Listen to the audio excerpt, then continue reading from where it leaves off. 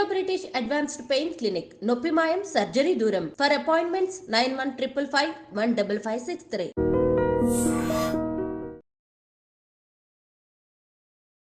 అందరికీ నమస్కారం. నేను Swaroopa Potlapalli. Welcome to I dream. Transgenders పెళ్లిళ్ల మీద ఇప్పుడు ఒక పెద్ద చర్చ జరుగుతుంది. నంద్యాలలో తమ కొడుకు ఒక హిజ్రాతో క్లోజ్ రిలేషన్లో ఉంటున్నాడు, ఆమెను ఇష్టపడుతున్నాడు అనే దాంతో పరువు పోయిందనే బాధతో ఓ తల్లిదండ్రులు ఆత్మహత్య చేసుకున్నారు. ఈ మధ్య కాలంలో ఒక ట్రాన్స్ విమెన్, ఒక ట్రాన్స్ మ్యాన్ పెళ్లి చేసుకున్నారు. ఇంకొక వైపు చూస్తే ఇంటర్వ్యూలు ఇస్తూ ఎంతో మందికి ఇన్స్పిరేషన్గా ఉన్న అంకితా రాజ్ జంట కూడా విడిపోయింది. అసలు ట్రాన్స్జెండర్స్ పెళ్లి చేసుకోవచ్చా? ఒకవేళ చేసుకుంటే ఎవరిని చేసుకోవాలి? వారికి ఉండాల్సిన అర్హతలేంటి? ఇలా దీని మీద కూడా ఇప్పుడు పెద్ద డిస్కషన్ నడుస్తోంది. ప్రస్తుతం నాతో పాటు ట్రాన్స్జెండర్స్ రైట్స్ యాక్టివిస్ట్ రచన ముద్రబోయిన ఉన్నారు. ఆవిడతో మాట్లాడదాం. నమస్తే రచన. Happy new year. చూసాం కదా, నంద్యాలలో ఒక అబ్బాయి తమ కొడుకు ముఖ్యంగా హిజ్రాని ప్రేమించాడు అని చెప్పి ఇంకొంతమంది హిజ్రాలు వెళ్ళి కూడా వాళ్ళ ఇంటి మీద కొంత గొడవ చేశారంట. దాంతో భరించలేక ఓ తల్లిదండ్రులు ఆత్మహత్య చేసుకున్నారు. ఇప్పటికే హిజ్రాలు ట్రాన్స్జెండర్స్ మీద చాలా నెగిటివిటీ ఉంది. ఇలాంటివి ఇంకాస్త పెంచుతున్నాయి కదా, అసలు ఎందుకు జరిగిందంటారు ఈ ఇన్సిడెంట్? అంటే ఫ్యాక్ట్స్లోకి వెళ్తే అంటే ఇది చాలా బాధాకరమైన విషయం. ఫస్ట్ ఆఫ్ ఆల్ ఆ అబ్బాయి ఎవరైతే ఉన్నారో వాళ్ళ తల్లిదండ్రులు ఇలా చేసుకోవటం అనేది ఇది చాలా దిగ్భ్రాంతిని గురి చేసింది మమ్మల్ని ఒకటిను, ప్లస్ చాలా శోకంలోకి నెట్టివేసింది కూడా. ఎందుకంటే దిగ్భ్రాంతి ఎందుకనంటే ఇప్పుడు దాకా మేము ఓన్లీ ట్రాన్స్ మహిళలు ఎవరైతే ఉన్నారు, ట్రాన్స్జెండర్ వ్యక్తులు, వాళ్ళు సూసైడ్స్ చేసుకోవటం కంటిన్యూస్గా చూస్తూ వచ్చాము కోవిడ్ తర్వాత కూడా. బట్ ఇప్పుడు ఆ తర్వాత కొంతమంది పార్ట్నర్స్ అంటే ట్రాన్స్ మహిళల యొక్క పార్ట్నర్స్ సూసైడ్స్ చేసుకోవడం చూసాం. ఇప్పుడు తల్లిదండ్రులు కూడా సూసైడ్స్ చేసుకుంటున్నారు అని అంటే అదొక ఆశ్చర్యకరమైన విషయం. ఏంటంటే ఎందుకు అసలు ఇలా జరుగుతుంది కమ్యూనిటీలో, మా కమ్యూనిటీకి సంబంధించి. అది కాక ఇప్పుడు రెండోది తీవ్ర మనస్తాపం పెట్టే విషయం ఏంటంటే తల్లిదండ్రులు పోగొట్టుకోవడం. అంటే ఈ అబ్బాయి పాపం ఇప్పుడు అంటే ఒక అనాథలాగా అయిపోయారు. ఇలా తల్లిదండ్రులు లేకపోవటం అనేది మేము అంటే అనాదిగా మా ట్రాన్స్ మహిళలు ఎవరైతే ఉన్నారో అది అనాదిగా చవి చూస్తూనే ఉన్నారు కదా. మమ్మల్ని ఇళ్ళ నుంచి వెళ్ళగొట్టినప్పుడు ఆ తల్లిదండ్రుల ప్రేమ అది ఏవి దొరకక, అక్క తమ్ముళ్ళు అన్న చెడలేక రోడ్డు మీదకి వచ్చి అది ఏంటో ఆ వెలితి ఏంటో మాకు తెలుసు, ఆ బాధ ఏంటో మాకు తెలుసు. అలాంటి పరిస్థితులు ఇప్పుడు ఈ అబ్బాయి ఉన్నందుకు చాలా బాధపడుతున్నాం. రెండోది ఏంటంటే ఫ్యాక్ట్స్లోకి వెళితే ఈ కేసులో ఈ అబ్బాయి ఇష్టపడ్డాడు, బీటెక్ చదవలేక డిస్కంటిన్యూ చేశాడు, ఆటో నడుపుతున్నాడు. ఈ అమ్మాయి పరిచయం అయింది, ఈ అమ్మాయితోటి రిలేషన్షిప్స్లో ఉండాలనుకున్నాడు. ఆ తర్వాత తల్లిదండ్రులకి ఇష్టం లేదు, తల్లిదండ్రులు చిన్న వ్యాపారం చేసుకుంటున్నారు, టెంకాయల వ్యాపారం. ఆ అబ్బాయిని 2 నెలల వరకు ఒక హౌస్ అరెస్ట్ చేసినట్టు ఆ అబ్బాయి పోలీస్ స్టేషన్కి ఫోన్ చేసి చెప్పినట్టు తెలుస్తుంది వివరాల్లోకి వెళితే. అయితే ఆ తర్వాత ఆ పోలీసుల జోక్యంతో బయటకు వచ్చి పెద్దలందరూ కూర్చొని పరిష్కరించుకునే విధానంలో ఒక విషయం తెలిసింది ఏంటంటే 30,000 ఏదైతే ఉందో ఈ ట్రాన్స్ మహిళ ఆయనకి ఇచ్చినట్టు తెలిసింది. దానికి సంబంధించి వాళ్ళ ఇంటికి వెళ్ళటము, ఆ ట్రాన్స్ మహిళల హిజ్రా గ్రూప్ ఏదైతే ఉందో దాని గురించి అడగటము, వాళ్ళు ఇవ్వటము, ఇదంతా జరిగింది. ఈ ప్రాసెస్లోనే మళ్ళీ పిల్లాడు బయటకు వచ్చాక మళ్ళీ ఇంకొకసారి ఇంటికి వెళ్తే తల్లిదండ్రులు బెదిరించడం జరిగింది. ఏంటినంటే ఈ పెళ్ళి కుదరదు, ఈ పెళ్ళి చేసుకోకూడదు, ఆ మహిళను వదిలిపెట్టి ట్రాన్స్ మహిళలు మా దగ్గరికి వచ్చాయి అన్నప్పుడు కుదరదంటే కుదరదు, నేను ఆమెనే పెళ్లి చేసుకుంటాను, ఆమెనే వివాహం చేసుకుని ఆమెతోనే ఉంటాను అని చెప్పి మళ్ళీ బయటకు వస్తే ఆ తల్లిదండ్రులు బెదిరించడం జరిగింది. అలా కనుక చేసినట్టయితే నువ్వు మమ్మల్ని కోల్పోతామని. కానీ కోల్పోతామని అన్నారు కానీ బట్ ఆత్మహత్య చేసుకుంటామని అనలేదు. బట్ తీరా చూస్తే ఈ ఆత్మహత్య జరిగిందనమాట. ఇది ఫ్యాక్ట్స్ యాక్చువల్గా. సో ఇదొక పరుగుకు సంబంధించిన హత్యలాగానే ఉంది. ఎందుకంటే ఎందుకు పరుగు సంబంధించిన అంటున్నానంటే ఇప్పుడు ఇంటర్ కాస్ట్ మ్యారేజ్ చేసుకున్నప్పుడు ఏదైతే పరుగు పోతుందో, పెద్ద కులం వాళ్ళు తక్కువ కులాలను చేసుకోవటం, కొన్ని ఒక తరంలో మనం చూసాము, అక్కడ హత్యలు చూసాము, ఆత్మహత్యలు చూసాము. అలాంటిదే సేమ్ ఇలాంటి పరుగు హత్యలు అంటే ఆత్మహత్య, ఇది ఒక పరుగుకు సంబంధించిన ఆత్మహత్యలాగానే మేము దీన్ని చూస్తున్నాము. అంటే వాళ్ళ మీద ఏం చెడ్డ పేరు వస్తుందో వాళ్ళ కులానికి కానీ, వంశానికి కానీ, వాళ్ళ ఫ్యామిలీకి కానీ, అందుకని వాళ్ళు ఆత్మహత్య చేసుకున్నారని మాకు తెలుస్తూ ఉంది కారణం. రచన, అసలు మీరు ఒక మగ వ్యక్తిగా పుట్టి ఆడ వ్యక్తిగా మారేటప్పుడు మీ కుటుంబ సభ్యులు, మీ ఫ్యామిలీ మెంబర్స్, మీ రిలేటివ్సే ఒప్పుకోరు. అలాంటిది మీరు ఇలాగా వేరే జెండర్లోకి మారిన తర్వాత ఒక సామాన్య వ్యక్తి మిమ్మల్ని భార్యగా లేదంటే భర్తగా స్వీకరించడానికి వాళ్ళ కుటుంబం ఎలా ఒప్పుకుంటుంది అంటారు? ఇంకొకటి ఏంటంటే ముఖ్యంగా మీతో వారసులు, నెక్స్ట్ జనరేషన్ అనేది ఉండదు. ముఖ్యంగా మిగతా వాళ్ళ నుంచి కూడా కొంత అవమానాలు లాంటివి ఎదుర్కోవాల్సి వస్తుందని భయపడుతూ ఉంటారు కదా. మరి మీరు ఎందుకు ఇలాగా ముందుకు వెళ్ళడానికి ధైర్యం చూపిస్తూ ఉంటారు పెళ్లిళ్ళ విషయంలో? మీరు ధైర్యంగా ప్రశ్నించండి, నేనేమనుకోను. మీరు ప్రశ్నించడానికి కూడా ముందు కొంచెం మీరు బాధపడతారేమో. ఇవన్నీ ఎవరివైనా, మీవైనా మావైనా మనసులే, ఫీలింగ్స్ అందరికీ ఉంటాయి కదా. Thank you. అంటే మనకున్న ఈ సంబంధంలో ఇంత సెన్సిటివిటీ మీరు తెచ్చుకున్నందుకు చాలా థ్యాంక్ యూ స్వరూప గారు. ఒకటి చెప్తాను ఏంటి అంటే, ఇవన్నీ మాటల్లో కూడా ఒక మాటని అసలు మీరు అంటే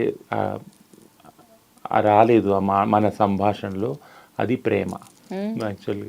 సో ప్రేమ అనేది ఇద్దరు వ్యక్తుల మధ్య జరిగే ఒక అనిర్వచనమైన ఒక స్పందన అన్నమాట. దానికి జెండర్తో కానీ, కులంతో కానీ, మతంతో కానీ, ప్రాంతంతో కానీ, దేనితో కూడా సంబంధం లేదు. అన్నిటికీ అతీతమైనది ప్రేమ.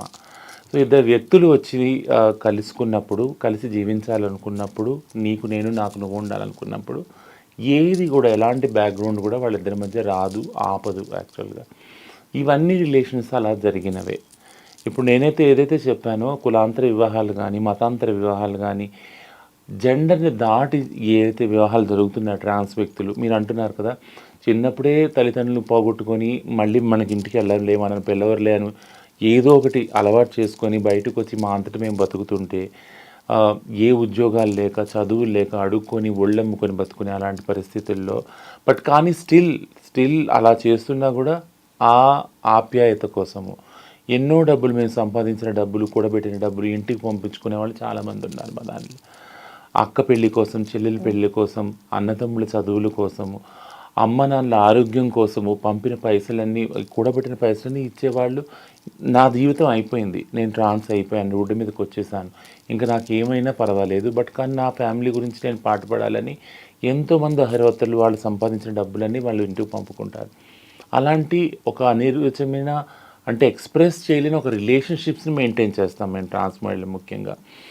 అలా ఆ ప్రాసెస్లో కొంతమంది ఎవరైతే వస్తున్నారో కలిసి జీవించాలని, మాకు ఈ బాధలలో వాళ్ళతో ఉండాలని లేదు, బట్ మా జీవితంలో ప్రేమే లేదని మేము డిసైడ్ అయిపోయాం యాక్చువల్గా. కానీ బట్ స్టిల్ వాళ్ళు వస్తున్నారు మా జీవితాల్లోకి. వచ్చి లేదు, వాళ్ళు కూడా ఏదో కోల్పోయిన వాళ్ళే, వాళ్ళు కూడా ప్రేమ దొరకని వాళ్ళే. అందరి జీవితాల్లో అంటే నేను ట్రాన్స్ వ్యక్తి వల్ల అవ్వటం వల్ల నాకు ప్రేమ దొరకలేదని నేను చెప్పాను, బట్ చాలామంది మగవాళ్ళకి, ఆడవాళ్ళకి, యంగ్ ఉన్న వాళ్ళకి, ముసలి వాళ్ళకి ఎవరికి కూడా ప్రేమ దొరకట్లేదు చాలామందికి. సో ఈ ప్రాసెస్లో ఎవరికైతే ప్రేమ దొరకలేదో వాళ్ళతో తారసపడటం, ప్రేమించుకోవటం, కలిసి జీవించడం, పెళ్లి చేసుకోవటం అనేది జరుగుతూ ఉంది. మాకు చాలామంది రెసిస్ట్ చేసుకుంటాం, ఎందుకంటే సంప్రదాయంలో ఏదైతే హిజ్రా సంస్కృతి నేను చెప్తా ఉన్నానో అందులో నియమాలు ఎలా ఉందంటే, ఒకవేళ నువ్వు కానీ ప్రేమించి పెళ్లి చేసుకుంటే దానికి సంబంధించిన పూర్తి బాధ్యత నువ్వే వహించాలి.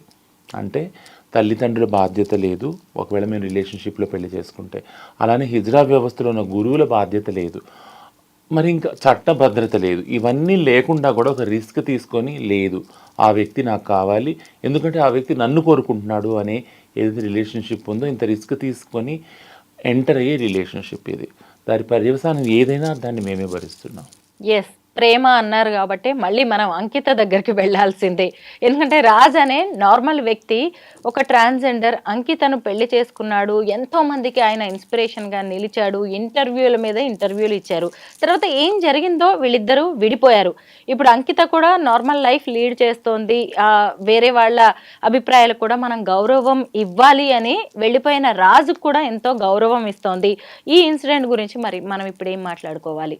ఎందుకంటే చాలా మంది ఇలా మీ జీవితాల్లోకి వస్తున్నారు, వెళ్ళిపోతున్నారు, ఎందుకు ఇలా జరుగుతోంది? నేను చెప్పాను కదా, అంటే నిన్న రీసెంట్గా ఒక ట్రాన్స్ మహిళ, ఆమె యూఎస్లో ఉంటుంది, నా ఫ్రెండ్, డాక్టర్ చదివింది.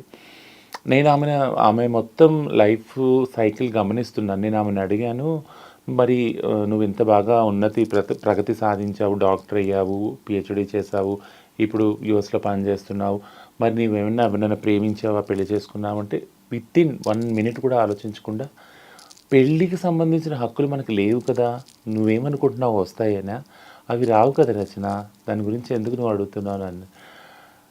ఒక్కసారి నేను సైలెంట్ అయిపోయాను. అంటే ఎంత ఫాస్ట్ ఫార్వర్డ్గా ఆమె ఆలోచించగలిగింది అని అంటే మీరు ఒకవేళ ట్రాన్స్, లెస్బియన్, గే, బైసెక్షువల్, ఇంటర్సెక్స్ ఇలా అవ్వటం వల్ల మీరు పెళ్లి చేసుకున్నా కానీ ఇప్పుడు ఈ తరంలో ఇప్పుడు మాత్రం మీ పెళ్ళికి భద్రత లేదు, చట్టభద్రత లేదు, ఆ హక్కులు మీకు రావు. రిలేషన్షిప్స్లో ఉన్నా దానికి భద్రత లేదు, ఆ హక్కులు రావని ఆమె డిసైడ్ అయిపోయింది యాక్చువల్గా. సో ఆమె ఒక మెకానికల్ లైఫ్ని ఆమె అలవాటు చేసేసుకుంది. ఏంటంటే లవ్ లేదు, ఏది లేదు. ఇది ఎందుకు చెప్తున్నాను, ఎగ్జాక్ట్లీ ఇది తెలిసే అంకిత సైలెంట్ అయిపోయిందంటారా, తన లైఫ్ తను లీడ్ చేస్తుందంటారా? రీజన్స్ అన్నీ కూడా అటే వెళ్తున్నాయి. ఇంతకుముందు మనం డిస్కస్ చేసినా కూడా ఏదైతే సో కాల్డ్ బైనరీ స్టీరియోటైపింగ్ సమాజం ఉందో, ఆ సమాజంలో ఒక సంస్కృతి ఉందో, ఆ సంస్కృతిలో మ్యారేజెస్ కానీ రిలేషన్షిప్స్ కానీ ఉన్న ఏదైతే భద్రత ఉందో అదంతా చూసుకుని ఉంటే అవి కాకుండా ఉండే రిలేషన్షిప్స్ ఏవైతే ఉన్నాయో వాటికి ఖచ్చితంగా భద్రత లేదు. భద్రత లేకపోగా ఒకలాంటి ప్రెషర్ ఏముందంటే ఎప్పుడు ఈ రిలేషన్స్లో ఎందుకున్నారు మీరు, ఇవి చెడ్డవి, ఈ మనుషులు వ్యక్తులు మంచివారు కాదు, వీళ్ళ క్యారెక్టర్ లేదు, వీళ్ళ క్యారెక్టర్ లెస్, వాళ్ళు వీళ్ళతో ఉండకూడదు, వీళ్ళతో ఉండకుండా మీరు వచ్చేయండి అనే ఒక ఫోర్స్ అయితే ఉంది. అది నిరంతరం జరుగుతూనే ఉంది, దానికి అందరూ బలవుతూనే ఉన్నారు. అయితే ఇప్పుడు ట్రాన్స్ విమెన్, ట్రాన్స్ మ్యాన్ పెళ్లి చేసుకున్నారు రీసెంట్ గా. వాళ్ళు మీకు బాగా తెలిసిన వాళ్ళే, విమల్. అయితే అతను ఫస్ట్ అమ్మాయిగా పుట్టాడు, తర్వాత అబ్బాయి అయ్యాడు. ఆమె ఏమో అబ్బాయిగా పుట్టి అమ్మాయి అయింది. వాళ్ళిద్దరూ పెళ్లి చేసుకున్నారు. రచన ఎలా జరుగుతూ ఉంటాయి ఇలాంటివి? విమల్ విషయంలో ఏం జరిగిందో మీరు చెప్పండి. సో ఏ సెక్స్లో పుట్టినా ట్రాన్స్ వ్యక్తులు కాబట్టి ట్రాన్సిషన్ అయ్యే హక్కు వాళ్ళకు ఉంది, ఆ ఫ్రీడమ్ కూడా ఉంది. అది సుప్రీంకోర్టే చెప్పింది. సో ఆ చట్టాలన్నీ అనుకూలంగా ఉన్నాయి కాబట్టి, జెండర్ అనేది వాళ్ళ సొంత రైట్ కాబట్టి, రాజ్యాంగ హక్కు ఉంది కాబట్టి వాళ్ళు ట్రాన్సిషన్ అయ్యి అలా అయ్యారు. ఆ తర్వాత ఒకానొక టైంలో వాళ్ళిద్దరి మధ్య స్పందన కలిగి, లవ్ కలిగి రిలేషన్షిప్స్లో ఉన్నారు. రిలేషన్షిప్స్లో ఉన్నాక తర్వాత ఎంతో కాలం తర్వాత వాళ్ళు డిసైడ్ చేసుకుంది అంటే మనం పెళ్లి చేసుకోవాలని. అలా అయినదే మంచి ముహూర్తం చూసుకొని హిందూ సాంప్రదాయ ప్రకారంగా వాళ్ళు పెళ్లి చేసుకున్నారు.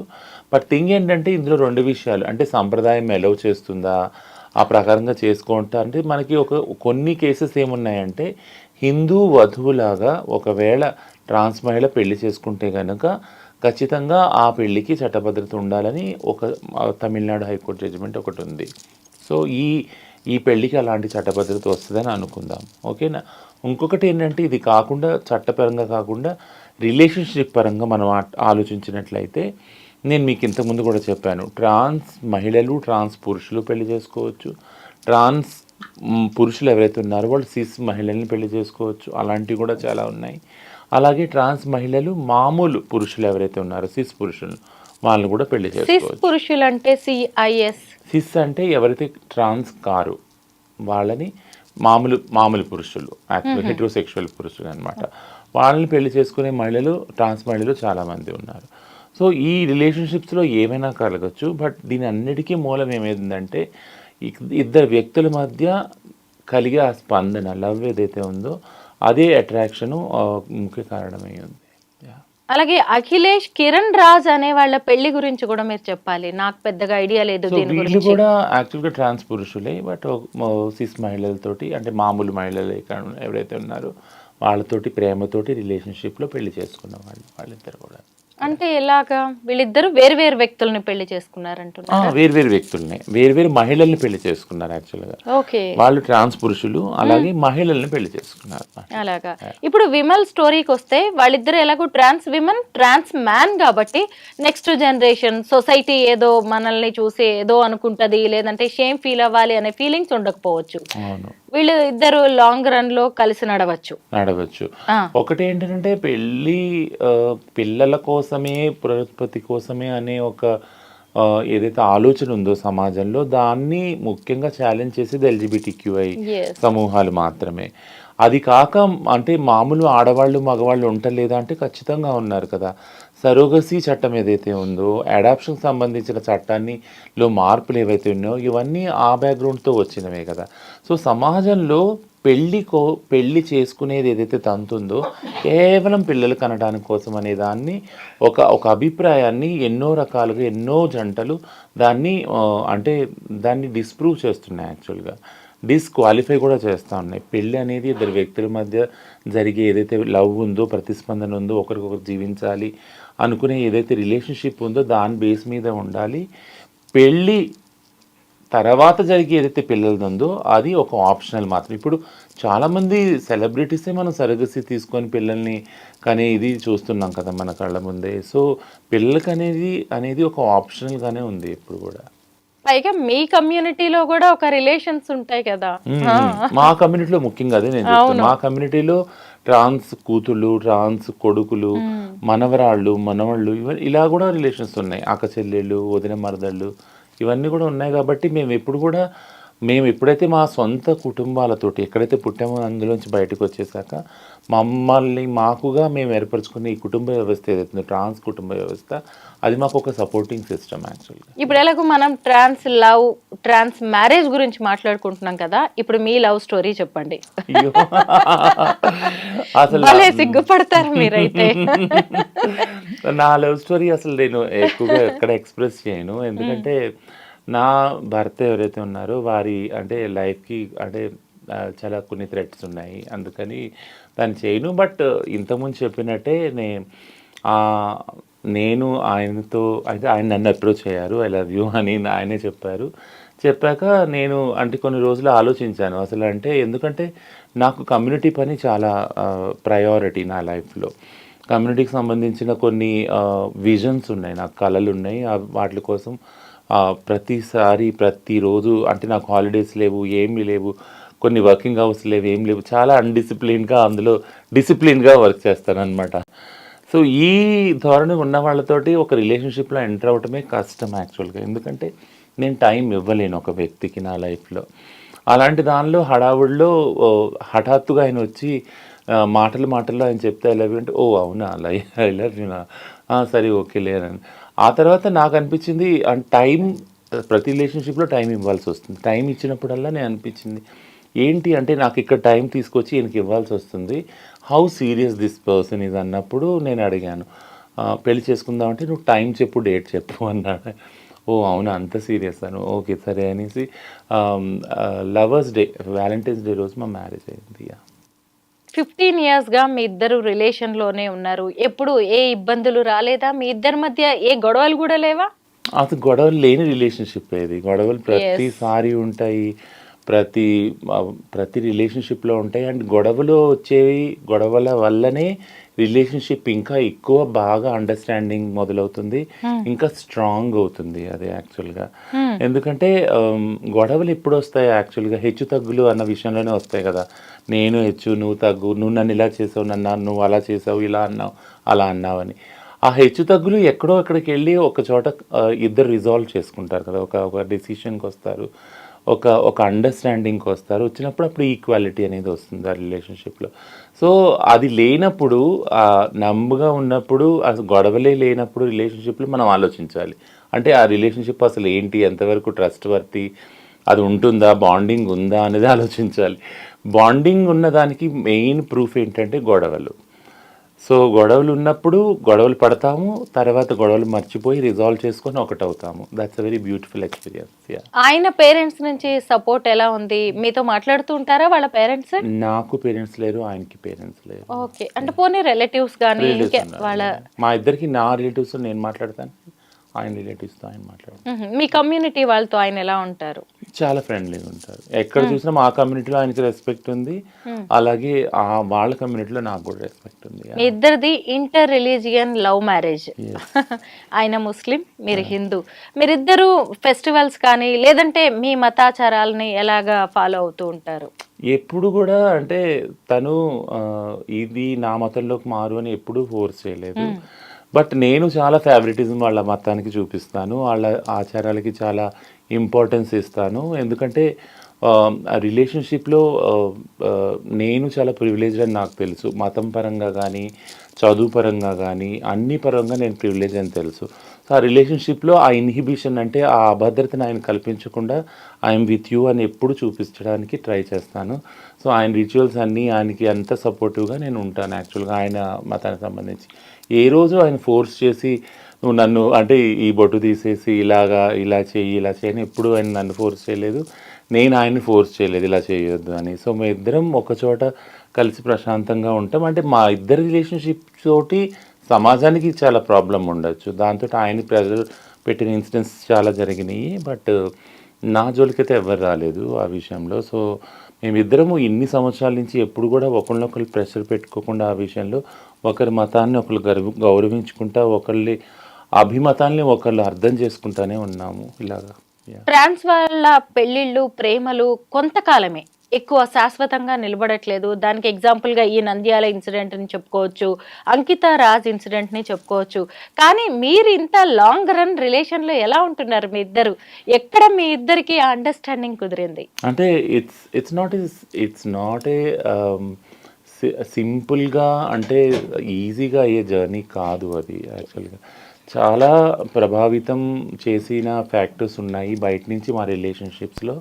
వాటికి ఇద్దరం ప్రభావితం అయ్యాము, ఇద్దరం చాలా మదన పడ్డాము, ప్రెషర్ ఫీల్ అయ్యాము. ఓన్లీ థింగ్ ఏంటంటే నాకు ప్రెషర్ నుంచి బయటకు వచ్చే ఒక కమింగ్ అవుట్ ఏముందనంటే నాకు కమ్యూనిటీ వర్క్. యాక్చువల్గా తనకు ప్రెషర్ ఉన్నప్పుడు ఆ స్పేస్ ఇచ్చేదాన్ని నేను. తను ఏవైతే బయట నుంచి వివక్షత ఎదుర్కొని ఏదైనా ప్రెషర్ ఫీల్ అయినప్పుడు తనకు ఆ స్పేస్ ఇచ్చేదాన్ని. You take your own time, ఇది ఉంటుంది, ఇది నాకు అర్థమవుతుంది, నీ ప్రెషర్ నీ ద్వారా నా దగ్గరికి వస్తుంది సమాజం, నాకు తెలుసు అది, but you take your own time, నేను నీకున్నాను ఈ జర్నీలో అని. అండ్ ఏ డెసిషన్ కూడా తను తీసుకున్న దాన్ని ఎప్పుడు వ్యతిరేకించేదాన్ని కాదు. యాక్చువల్గా if you take this decision నేను గౌరవిస్తాను, అది ఏ డెసిషన్ అయినా కానీ. ఒకవేళ నాకు ఏమైనా అనుమానాలు ఉంటే అది క్లారిఫై చేసుకునేదాన్ని, ఇది ఎందుకు ఇలా అయింది, ఇది ఇలా ఎందుకు అయింది, అప్పుడు అక్కడ ఒక అండర్స్టాండింగ్ వచ్చేవాళ్ళం ఇష్యూ సంబంధించి. So that's how every relationship has to go, like actually. Yeah. You are a transgender rights activist. ఎప్పుడు మీ రైట్స్ కోసం మీరు పోరాడుతూ ఉంటారు. అయితే అలాంటప్పుడు సమాజం విషయంలో కానీ మీ ఫ్యామిలీ విషయంలో మీ బాధ్యతలు ఏంటి అనుకుంటున్నారు? అంటే నాకు సంబంధించి నా ఫ్యామిలీ ఎక్కడైతే నేను పుట్టానో ఆ ఫ్యామిలీలో వాళ్ళ సంబంధాలు కూడా ముఖ్యమే. నేనెంత వాళ్ళకి ముఖ్యమో వాళ్ళ సంబంధాలు కూడా ముఖ్యం. కాబట్టి దాని గురించి కూడా నేను ఎప్పుడు ఆలోచిస్తూ ఉంటాను బ్యాక్గ్రౌండ్లో. దానికి వాళ్ళకి ఎంత సపోర్టివ్గా ఉండాలి అనేది నేను ఆలోచిస్తాను. అట్లాగే నాతో సంబంధం ఉన్న ఎవరైతే వ్యక్తి ఉన్నారో అది నా భర్త కావచ్చు, లేదా నా కూతుళ్ళు కావచ్చు, లేదా నా మనవాళ్ళు ఎవరైనా ఒక ఫ్యామిలీ కదా, తమ్ముళ్ళు కావచ్చు, అన్నలు కావచ్చు, వాళ్ళ ఫ్యామిలీస్ గురించి కూడా నేను యాక్చువల్గా ఆలోచిస్తాను. యాక్చువల్గా అంటే ఎలాంటి హెల్ప్ కావాలన్నా, హెల్ప్ ప్రతిసారి ఫైనాన్షియల్ హెల్ప్ అవి ఉండదు, మాట పరంగా కావచ్చు, లేదా కౌన్సిలింగ్ పరంగా కావచ్చు, లేదా ఒక సాలిడారిటీ పరంగా కావచ్చు, అదంతా కూడా ఎక్స్టెండ్ చేయడానికి నేనున్న స్థానం నుంచి నేను ట్రై చేస్తాను. సో రిలేషన్షిప్స్ అనేవి ఒకళ్ళొకళ్ళు అండర్స్టాండింగ్ చేసుకొని ఒకే వేవ్ లెంత్లో ప్రేమతో, ఆప్యాయతో, అనురాగంతో మెదలవలసిన విషయాలు. ఎందుకంటే that's all on your mental health కదా. So mental health has a direct impact on your social health also. 2024 మీ ట్రాన్స్ కమ్యూనిటీ విషయంలో ఎలా గడిచింది? ముఖ్యంగా మీరు నేర్చుకున్న పాఠాలేంటి? మీరు మీ కమ్యూనిటీ విషయంలో ఇది మంచి జరిగింది, మేము ఈ విజయాలు సాధించాం, ఈ విషాదం మాకు మిగిల్చింది అని 2024 విషయంలో మీరు ఏం చెప్తారు? 2024 is a historical year for me. Great. చాలా అంటే ఎందుకంటున్నానంటే ముఖ్యంగా తెలంగాణ, మేము ఎక్కడి నుంచి అయితే మేము ట్రాన్స్ మూమెంట్గా ఎమర్జ్ అయ్యి మొత్తం దేశం విదేశాల వరకు మేము ఒక మూమెంట్ రూపంలో సంతరించుకొని వర్క్ చేయడం స్టార్ట్ చేసాము రైట్స్ గురించి. ఈ తెలంగాణలో ఈ క్లినిక్స్ రావటం, 33 జిల్లాల్లో కూడా హెల్త్ పరంగా ఆ ఫెసిలిటీస్ రావటము, 44 మంది ట్రాన్స్ వ్యక్తులకి ఉద్యోగాలు రావటము, ఇదంతా కూడా it's like historical year 2024. So policy కూడా ఒకటి ఫామ్ అవుతుంది, అది అవ్వటము, ఇవన్నీ చూసుకుంటే అంటే వీఆర్ బియాండ్ లైక్ వేరే స్టేట్స్ని చూసుకున్నా కానీ, అంటే వేరే స్టేట్స్కి వచ్చినాయి రాలేదని నేను అంటలేదు, బట్ ఒక ఆర్గానికల్గా ఎమర్జ్ అయ్యి వచ్చింది. అంటే ఒక సగటు ట్రాన్స్ వ్యక్తి రోడ్డు మీద ఉన్నవారు ఎవరైతే ఉన్నారో అడుక్కోవడం కానీ, సెక్స్ వర్క్ చేసే కానీ వాళ్ళ అవసరాన్ని బట్టి ఈ నీడ్ని బట్టి ఇవి వచ్చినాయి. యాక్చువల్గా ఈ పాలసీ కూడా ఆ విధంగా రూపొందుతుంది, విచ్ ఇస్ వెరీ ఐడియల్. మొత్తం దేశంలోనే అదే ideal. So thanks for all the political leaders and Euphoria who have actually extended their help and support for this. అది ఇక విషాదానికి వస్తే నేను ఒకటే, నన్ను ఇప్పుడు కూడా కలిసివేసేది ఏంటంటే, ఇప్పుడు ఈ ఇంటర్వ్యూకి వచ్చేటప్పుడు కూడా నేను మీకు చెప్పాను సూసైడ్ ఏదైతే అవుతున్నాయో, ఒక సూసైడ్ అయింది ఈరోజు కూడా. ఈ సూసైడ్స్ అన్నదానికి మనం ఇప్పుడు చేసుకునే చర్చ కూడా ఆ సూసైడ్స్ గురించే అనేదానికి ఒక సొల్యూషన్ వైపు వెళ్ళలేకపోతున్నాము. అది విషాదం. చాలామందిని కోల్పోయాం సూసైడ్స్కి. అది చాలా బాధాకరమైన విషయము. అండ్ హోప్ఫుల్లీ వచ్చే సంవత్సరంలో దీనికి సంబంధించి ఏదో ఒక పాలసీ లెవెల్ డెసిషన్ కానీ మార్పు కానీ తేగలుగుతాము. ఆ దిశగా అడుగులు వేస్తాము, ఆ దిశగా పని చేస్తామని నేను అనుకుంటున్నాను. ఇంకా అది కాక ఇంకా సాధించవలసింది చాలా ఉన్నది. గృహాలు కానీ, పెన్షన్స్ కానీ, లేదా రేషన్ కార్డ్స్ కానీ, ఫ్రీ సర్జరీస్ కానీ. This a long journey. అదైతే చాలా పని చేయవలసి ఉంది, ప్లానింగ్ కూడా ఉంది. But 2024 is a historical, is a very loving year, and it's very memorable year, and also at the same time చాలా మందిని కోల్పోయాము, విషాదం ఉంది, అండ్ ఒక హోప్ ఉంది 2025 బియాండ్కి ఇంకా బాగా పనిచేస్తామని. 2025కి న్యూ ఇయర్ రిజల్యూషన్ ఏంటి? మీ టార్గెట్ ఏమైనా ఉందా? ఫ్యూచర్ ప్లాన్స్ ఏమైనా వేసుకుంటున్నారా? ఈ ఏడాది ఖచ్చితంగా ఇలా ఉండాలి అని. నాతో అడుగుతున్నారు. మీది కావచ్చు, ట్రాన్స్ కమ్యూనిటీ కావచ్చు. సో ఒకటి ఏంటంటే బేబీ స్టెప్స్ ఇవి. ఏంటంటే 44 ఏదైతే ఉద్యోగాలు సాధించామో, 33 క్లినిక్స్ ఏదైతే సాధించామో, మీలాంటి వారి సాన్నిహిత్యంతో ఏదైతే వీడియోస్ చేస్తున్నామో, we want to go get in the society a good place and in the hearts of the people. మళ్ళీ చెప్తాను, అది ఏంటంటే ఈ ప్రయత్నాలు ఎంతో కష్టపడి ప్రయత్నించాక ఇవి వచ్చినాయి. ఈ 44 ఉద్యోగాలు కానీ, లేదా క్లినిక్స్ కానీ. ఇంకా కష్టపడి ప్రయత్నించి సమాజంలో ఏదైతే ద్వేషం ఉందో ట్రాన్స్జెండర్ కమ్యూనిటీ పట్ల, ఆ ద్వేషాన్ని మెల్లగా పక్క తొలగించి ఒక ప్రేమని కలిగించి, ఒక ఆప్యాయతని, మమతిని, అనురాగాన్ని చిగుర్చించేలా చేయాలని ఇది పెద్ద ఆశ. ఇది అంటే అంతు చిక్కని ఆశ ఇది. బట్ ఇది సాధిస్తామని నేను అనుకుంటున్నాను. ఎందుకంటే ఇప్పుడు నేను మీతో చేసిన వీడియోస్లోనే చాలా మటుకు నేను వెళ్ళి రోజు మళ్ళీ రిపీట్గా చూసినప్పుడు నాకు అనిపించింది ప్రతి దానిలో ప్రేమ అనే పదాన్ని వాడామా లేదా అనేది. వెళ్ళిన ప్రతి చోట you won't believe. Thank you so much Swaroopa గారు. వెళ్ళిన ప్రతి చోట కూడా నన్ను గుర్తుపట్టి సెల్ఫీలు తీసుకుంటుంటే నేను ఇంత ఫేమస్ ఒక రోజులో ఎలా అయ్యాను అనిపించింది. అంత స్వరూప్ గారే ఎక్కువ మ్యాక్సిమం వీడియోస్ ఆమె చేశారు. Thank you so much. మొన్న you won't believe, Kadapa, Vontimitta అక్కడ ఇక్కడ వెళ్ళినప్పుడు కూడా నేను ప్రయాణించేటప్పుడు ఆపి రోడ్డు మధ్య రచన గారిని సెల్ఫీ తీసుకున్న ఇన్సిడెంట్స్ చాలా ఉంది. So that's the thing. నన్ను చూసి ఇంకా చాలా మంది వీడియోస్ చాలా పాజిటివ్ వేలో చేస్తూ ఉన్నారు, ట్రాన్స్ వాళ్ళు, ఈవెన్ యూట్యూబ్ ఛానల్ వాళ్ళు. సో ఇట్లాంటి ఒక మంచి సహృద్భమైన సపోర్టివ్ ఎన్వైరన్మెంట్, ఒక మంచి స్థానం ప్రజల మనసులో నేను కోరుకునేది. దాని గురించి ప్రయత్నించాలని ఒక పెద్ద ప్లానింగ్. రియల్లీ ఇది నేను కూడా అబ్జర్వ్ చేశాను. అసలు సబ్స్క్రైబర్స్ అందరికీ, మన ఫాలోవర్స్కి నిజంగా థ్యాంక్స్ చెప్పాలి. అసలు రచనకి సంబంధించి ఏ వీడియో పెట్టినా ఒక్కసారి కూడా ఒక్క నెగిటివ్ కామెంట్ రాలేదు. రచన, మనం ఎన్ని ఇన్సిడెంట్స్ మీద మనం చేశాము, అఘోరి మీద చేసాము, అంకిత మీద చేసాము, రియాజ్ గురించి మాట్లాడుకున్నాము, ఈ 44 ట్రాఫిక్ వాలంటీర్స్ గురించి మాట్లాడుకున్నాము. ఇప్పుడు కూడా ఏంటి హిజ్రాల వేధింపులను కూడా ఈరోజు మాట్లాడుకుంటున్నాం. అయినా కానీ ఎక్కడ మన వీడియోకి ఒక్క నెగిటివ్ కామెంట్ లేదు. మీ మాటలు వింటున్నారు. అలాగే మీ ట్రాన్స్ కమ్యూనిటీ కూడా మీ మాటలు వినాలి, పాటించాలి. మీలాగా ఇంకొంతమంది మంచిగా రావాలి, బయటికి రావాలి అని నేనైతే కోరుకుంటున్నాను రచన. ఎందుకంటే మిమ్మల్ని కలవడానికి ముందు నాకు కూడా కొన్ని ఉండే అపోహలు లాంటివి. ఇది కాదు, మనం మాట్లాడాల్సింది చాలా ఉంది, నా రెస్పాన్సిబిలిటీ కూడా ఉందేమో ఇంకా మీలాంటి వాళ్ళని ముందుకు తీసుకెళ్ళడానికి అయితే నాకు కూడా అనిపించేది. ఈ 2024లో నిజంగా నేను చాలా మంచి ఇంటర్వ్యూస్ చేశాను, పొలిటికల్ లీడర్స్ ఇంటర్వ్యూస్ చేశాను, మినిస్టర్స్ ఇంటర్వ్యూస్, సక్సెస్ఫుల్ విమెన్ గురించి చేశాను, మెన్ గురించి చేశాను. పిల్లల గురించి చేశాను. అందులో అసలు మీ గురించి చేయడం నిజంగా నాకు కూడా హ్యాపీ థింగ్ అనిపిస్తుంది. అయితే రీసెంట్గా ట్రాఫిక్ వాలంటీర్స్గా ఒక 44 ట్రాన్స్జెండర్స్ ఉన్నారు కదా, వాళ్ళని తీసుకున్నారు. వాళ్ళ ఫీడ్బ్యాక్ ఏంటి? మీకు బాగా తెలిసిన వాళ్ళే ఉన్నారు అందులో. ఎస్, ఒక రెసిగ్నేషన్ అయితే అయ్యింది నిన్న. సో అది ఎందుకు అయింది అని టెక్నికల్గా చూస్తున్నాము. బట్ అదర్ దాన్ దట్ అందరు కూడా వెళ్తున్నారు రెగ్యులర్గా డ్యూటీ. మంచి ఫీడ్బ్యాకే వస్తుంది. బట్ వాళ్ళకి సంబంధించిన ఇతర అవసరాలు, ఫర్ ఎగ్జాంపుల్ కేరళలో ఎప్పుడైతే ఫస్ట్ పోస్టింగ్ 14 మందికి ఇచ్చారు, వసతి గురించి కొద్దిగా ప్రాబ్లం అయింది. అప్పుడు కేరళ గవర్నమెంట్ వాళ్ళకి వసతి గృహ కూడా సదుపాయాలు చేసిందనమాట. అట్లానే ఈ ఎవరైతే 44 మంది ఉన్నారో వీళ్ళందరికీ ఫస్ట్ ఎమర్జెన్సీ బేసిస్ మీద రేషన్ కార్డ్స్ కానీ, ఇళ్ళు కానీ, ఇవన్నీ కూడా అంటే హెల్త్ పాలసీకి సంబంధించినవి కానీ ఇవన్నీ ఇచ్చినట్టయితే they will be very happy and they will be feel secure. First of all ఒక నమ్మకం కలుగుతుంది ట్రాన్స్జెండర్ కమ్యూనిటీకి. ఏంటంటే మనం ఇలా ఈ ధోరణిలో వెళ్ళి ఉద్యోగాలు చేసుకుంటే, ఇలా చేసుకుంటే మనకి కూడా ఒక బ్రతుకు ఉంటుంది, ఒక లైఫ్ ఉంటుంది, సమాజంలో ఒక గుర్తింపు ఉంటుంది అనే ఒక నమ్మకం కలుగుతుంది.